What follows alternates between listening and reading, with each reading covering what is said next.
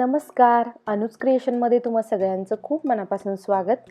तर व्हिडिओला मी समोर येऊन सुरुवात न करता डायरेक्टली कॅमेरा लावून सुरुवात केलेली आहे. कारण आज मी संक्रांतीचं सगळं शूट करणार आहे, त्यामुळे घरामध्ये खूप कामं होती आणि खूप गडबड होती. पुरणपोळीचा नैवेद्य म्हणून करणार आहे. तर पुरणपोळी असल्यानंतर तुम्हाला माहिती आहे की खूप आपल्यामागे धावपळ असते. घरातली रोजची कामं आवरून आपल्याला हा स्वयंपाक करायचा म्हणजे थोडंसं आपल्याला लवकर उठून या सगळ्या गोष्टी कराव्या लागतात. लवकरच उठले होते, परंतु तरी व्हिडिओची सुरुवात करण्यापेक्षा मी असा विचार केला की कॅमेरा स्टँडला लावून देते आणि तुम्हाला दाखवते आणि तुमच्याशी गप्पा पण मारते. तर आता इथे मी काय करते, तर आता माझी सकाळची सगळी कामं झालेली आहे. झाडून फरशा वगैरे सगळं झालेलं आहे. तर आता एकीकडे मी पुरणासाठी डाळ लावलेली होती कुकरमध्ये, तर ती डाळ शिजून झालेली आहे. आणि त्यानंतर एकीकडे म्हणजे आत्ता जिथे गॅसवर मी काळ्या मसाल्याची आमटी केलेली आहे, तर ती पण रेडी आहे. तर ते डाळीचं जे पाणी होतं तर ते मी आमटीमध्ये टाकलं, जेणेकरून ते पाणी फेकून न देता असंच आमटीमध्ये वापरलं ना, तर त्यातले सर्व घटक जे आहेत पौष्टिक, तर ते सगळे पोटात पण जातात आणि ते पाणी पण फेकलं जात नाही. तर आता मी असा विचार केला की कुकर रिकामं झालेला आहे, तर लगेचच साईडला भात लावून देते, जेणेकरून एक एक एक एक पदार्थ झाला ना की पटापट आपल्याला सुचतं. कारण आता मी पुरण करायला घेणार आहे. तर आता मी एकीकडे भात लावून देते. आमटी झालेली आहे. कणिक मी सकाळीच म्हणजे जेव्हा मी किचनमध्ये एंट्री केली तर मी पहिल्यांदा कणिक भिजवून ठेवली, जेणेकरून कणिक व्यवस्थित भिजलेली असेल ना तर पुरणाच्या पोळ्या पण छान मऊ होतात आणि छान येतात. तर इथे आता मी पुरण शिजवण्यासाठी घेणार आहे, पण त्याआधी मी गूळ एकदा किसून घेणार आहे. कारण मी इथे साखरेचं नाही तर गुळाचं पुरण करणार आहे. कारण मला स्वतःला गुळाचं पुरण खूप आवडतं, म्हणजे खायलाही आणि बनवायलाही. तर ते खूप सोपं आहे. खूप जणांकडून गुळाचे पुरणामध्ये बराचसा वेळा गूळ कमी जास्त टाकला जातो. तर इथे मी तुम्हाला प्रमाण पण सांगेल. खरं तर हे मी आमच्या आईंकडनं शिकले, म्हणजे माझ्या सासूबाईंकडनं. त्या गुळाचं पुरण खूप छान बनवतात आणि त्यांच्याकडनंच मी ही गोष्ट शिकले. तर ते मी तुम्हाला सांगते. जरी तुम्ही पहिल्यांदा जरी बनवलं तरीही ते चुकणार नाही, इतकं परफेक्ट माप आहे. तर जेव्हा मी पुरण शिजवायला घेईल तर त्यावेळेस मी तुम्हाला सांगेल. तर आता मी इथे गूळ जो आहे तर तो किसून घेतलेला आहे.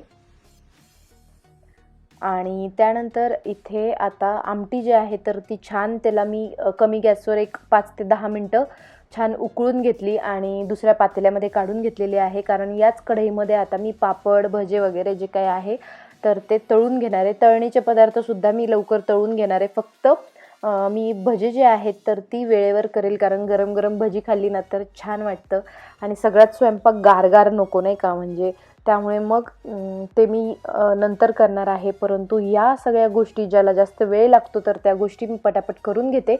लवकर करते त्याचं कारण असं आहे, कारण आज पूजा पण मांडायची आहे आणि घरात पूजा असल्यावर स्वयंपाकात जास्त वेळ देता येत नाही. तर इथलंही काम आवरून मला पटकन स्वतःचंही आवरायचं आहे. तर आता इथे मी पुरण करायला घेतले. तर एक साधी सोपी पद्धत सांगते. मी फक्त दोघांसाठी पुरण बनवते, त्यामुळे मी अगदी वाटीचं माप घेते. तर 1 वाटी डाळ जेव्हा आपण शिजवण्यासाठी घेतो तर फक्त 1 वाटीला 1 वाटी आपल्याला गूळ घ्यायचा आहे. कमी घ्यायचा नाही आहे, जास्त घ्यायचा नाही आहे. व्यवस्थित गोड पण होतो आणि खूप पुरण पातळ पण होत नाही. अगदी परफेक्ट पुरण होतं. जर तुम्ही पहिल्यांदा जरी गुळाचं पुरण करणार असाल ना तर बिनधास्त 1 वाटीचं माप तुम्ही घेऊन बघा, ते अजिबात चुकत नाही. जर जास्त जणांसाठी गुळाचं पुरण बनवायचं असेल तर थोडंसं पातेलं, ज्या पातेल्याने तुम्ही डाळ जेवढी घेणार आहात, म्हणजे एक सिंपल भाषेत सांगायचं तर जेवढी डाळ तेवढा आपल्याला किसलेला गूळ घ्यायचा आहे. तर त्याने अजिबात प्रमाण चुकत नाही. तर इथे मी घेतलं आहे. आणि पुरण झालं असं कधी समजायचं, तर जेव्हा जसं जसं आपण पुरण पातळ म्हणजे गूळ विरघळतो तर तसं तसं ते पुरण व्हायला सुरुवात होते, पुरण शिजण्यासाठी सुरुवात होते. आणि मग जेव्हा पुरण किंवा जी डाळ कढई सोडायला लागते त्यावेळी समजायचं की आपलं पुरण झालेलं आहे. म्हणजे ते आपल्या लगेच लक्षात येतं, कारण डाळ थोडीशी घट्ट पण होते आणि ती कढई सोडायला लागते, जसं मी तुम्हाला आत्ता व्हिडिओमध्ये दाखवणारच आहे. तर त्यामध्ये मी 1 चमचा थोडंसं वेलची पावडर घातलेली आहे आणि अगदी थोडंसं मी जायफळ घालते आहे. जायफळ यामुळे घालते की पुरणाची जी डाळ आहे तर ती पचण्यासाठी जड असते आणि त्यामुळे कुठलंही पोट वगैरे दुखू नये, त्यामुळे मी थोडंसं त्यामध्ये जायफळ घातलेलं आहे. तर आता हे छान मी पुरण परतून घेते, पटकन तयार करते. हॅलो. तर तुम्ही बघितलं सकाळची सगळी गडबड सुरू होती, त्यामुळे पुढचा खूप जास्त तुम्हाला दाखवता आलं नाही. पूर्णाचा स्वयंपाक होता, तर सगळा स्वयंपाक आवरलेला आहे आणि आता मी पटकन पूजा करून घेणार आहे. तर चला. तर इथे तुम्ही बघू शकता ही सगळी पूजेची सामानाची तयारी आहे, जी की मी रात्रीच सगळं काढून ठेवलेलं होतं, जेणेकरून दुसऱ्या दिवशी खूप गडबड होत नाही, गोंधळ होत नाही. तर हे सगळं मी एका ताटामध्ये काढून घेतलेलं आहे. तर चला आता मी पूजा करणार आहे. सगळ्यात पहिल्यांदा मी इथे जिथे पूजा मांडणार आहे तिथे सगळं स्वच्छ पुसून घेतलेलं आहे.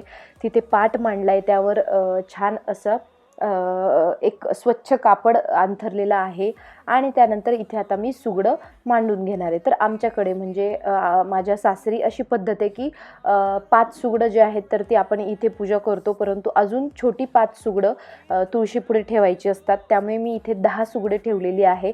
प्रत्येकाकडे वेगवेगळी पद्धत आहे. खूप ठिकाणी तर 5 सुगडांची फक्त पूजा करतात, परंतु माझ्या सासरी जशी पद्धत आहे त्याच पद्धतीने मी केलेलं आहे. त्यानंतर इथे मी विड्याचं पान ठेवलं आहे समोर आणि त्यानंतर त्यावर ठेवली आहे सुपारी. कारण कुठल्याही पूजेची सुरुवात करताना आपण गणपती बाप्पाची पहिल्यांदा पूजा करतो, तर सुपारीला मी ॲज अ गणपती बाप्पा म्हणून त्याची पूजा करून घेतली आणि त्यानंतर सगळ्या सुगडांना मी हळदी कुंकू लावून घेणार आहे आणि मग त्यामध्ये सगळं आपलं जे आणलेलं वाण आहे तर ते यामध्ये घालून घेणार आहे. तर जानेवारी महिन्यातला म्हणजे नवीन वर्षाचा आपला मकर संक्रांती हा आपला पहिलाच सण आहे आणि याबद्दल थोडीशी माहिती सांगायची म्हणजे जेवढी मला माहिती आहे तर त्या माहितीनुसार की आपले 12 राशी आहेत आणि 12 राशींपैकी सूर्य जेव्हा संक्रमण करत असतो, या प्रत्येक राशीतून प्रत्येक महिन्याला एका राशीतून तो संक्रमण करत असतो, परंतु जानेवारी महिन्यामध्ये तो धनु राशीतून म्हणजे मकर संक्रांतीच्या दिवशी धनु राशीतून मकर राशीमध्ये तो प्रवेश करतो. म्हणून या दिवसाला आपण मकर संक्रांती असं म्हणतो आणि हा सण म्हणून साजरा करतो. तर सूर्य म्हणजे याचाच अर्थ की सूर्याचं जे संक्रमण आहे तर ते उत्तर दिशेला होत असतं. म्हणजे असं म्हणतात की ह्याला उत्तरायण पण म्हणतात. त्याचं कारण असं आहे की सूर्य बघा तुम्ही संक्रांतीनंतर तो थोडासा उत्तरेकडे झुकलेला दिसतो. आधी तो दक्षिणेकडे झुकलेला दिसायचा, यामुळे त्याला उत्तरायणसुद्धा म्हटलं जातं. आणि आपली पौराणिक आख्यायिका पण अशी आहे की या दिवशी जगदंबा देवीने संक्रासूर राक्षसाला ठार मारलं, म्हणून त्या देवीला जगदंबा देवीला संक्रांती देवी देखील म्हटलं जातं. आणि त्यामुळे आपण त्या विजयामुळे म्हणजे संक्रांती देवीने किंवा जगदंबा देवीने संक्रासूर राक्षसाला ठार मारल्यामुळे या विजयासाठी आपण संक्रांत हा सण साजरा केला जातो. आणि अजूनही आपल्या पौराणिक आख्यायिकामध्ये असंही म्हटलं जातं की आपल्याला माहिती आहे की सूर्यांचा म्हणजे शनिदेव हे सूर्यांचे पुत्र आहेत. तर सूर्य तेव्हा पृथ्वीवर शनिदेवांना भेटण्यासाठी येतात असंही आपल्या आख्यायिकामध्ये म्हटलं जातं. तर त्यामुळे आपण ही पूजा जी आहे तर ती प्रत्येक स्त्रीने करणं खूप गरजेचं आहे. आणि शनिदेवांचा आवडता रंग काळा आहे, त्यामुळे आपण या दिवशी काळ्या कलरची किंवा काळ्या रंगाची वस्त्र परिधान करतात. त्यामुळेच या दिवशी काळ्या रंगाला खूप महत्त्व आहे. आणि या दिवशी तिळालाही खूप महत्त्व आहे. त्याचं कारण असं आहे की तिळाने असं म्हणतात की तिळाने अंघोळ केल्याने तिळामध्ये त्या आपल्या शरीराची जी काही थंडीमध्ये त्वचा रखरखीत झालेली असते तर ती मऊ होते. आणि तीळ थोडेसे गरम असतात, त्यामुळे आपल्या शरीराला थंडीमध्ये तीळ खाणं थोडंसं आरोग्याला चांगलं असतं. म्हणून या दिवशी तिळगुळ आपण सगळ्यांना द्यायचा असतो आणि आपण पण खायचा असतो. तर इथे मी आता सगळी माझी छान पूजा मांडून झालेली आहे. मी देवाजवळ दिवाही लावलेला आहे. सगळ्या सुगडांमध्ये जे काही मी आणलं होतं तर ते सगळं यामध्ये घालून घेतलेलं आहे आणि सगळ्या सुगडांना मी आता छान हळदी कुंकू लावून घेते आहे. तर फुलं पानं सगळं वाहून मस्त छान पूजा केलेली आहे आणि घरात पूजा केल्यानंतर खूप छान आणि प्रसन्न वाटतं.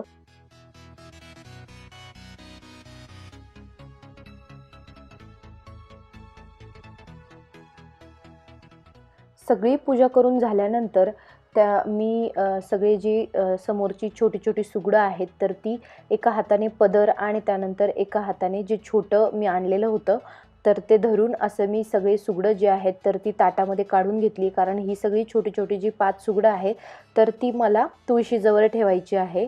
आणि त्यानंतर मी पिसाने जी माझी सुगड पूजा केलेली आहे तर ती झाकून ठेवणार आहे, कारण ती पूजा आपण झाकून ठेवतो.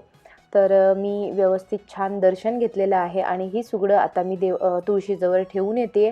त्यानंतर मी इथे नैवेद्य दाखवून घेते आहे. खाली मी पाण्याने चौकोन काढून घेतलेला आहे आणि त्यावर मी आपलं नैवेद्याचं ताट ठेवणार आहे. तर मी 2 नैवेद्य बनवलेले आहेत, जे की मी मेन जिथे पूजा मांडली आहे आणि त्यानंतर जे मी तुळशीजवळ जे सुगडं ठेवलेले आहेत तर त्या सुगडांनाही मी वेगळा नैवेद्य तिथे ठेवलेला आहे.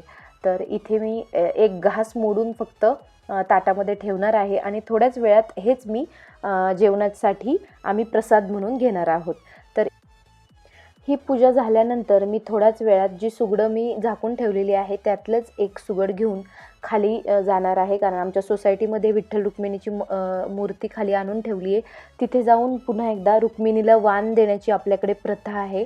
तर खाली जाऊन तिथे सुगडाची पूजाही करणार आहे आणि रुक्मिणीला वाण देखील देऊन येणार आहे आणि यातलंच एक सुगड मी देवाजवळ पण ठेवणार आहे. तर आजचा व्हिडिओ शेवटपर्यंत पाहिल्याबद्दल खूप खूप थँक्यू. पुन्हा भेटूया नवीन ब्लॉगमध्ये. जर तुम्हाला माझे ब्लॉग्स आवडत असतील तर आपल्या व्हिडिओला आणि आपल्या चॅनलला लाईक आणि सबस्क्राईब नक्की करा. पुन्हा भेटूया अशा छान नवीन ब्लॉगमध्ये. तोपर्यंत बाय बाय.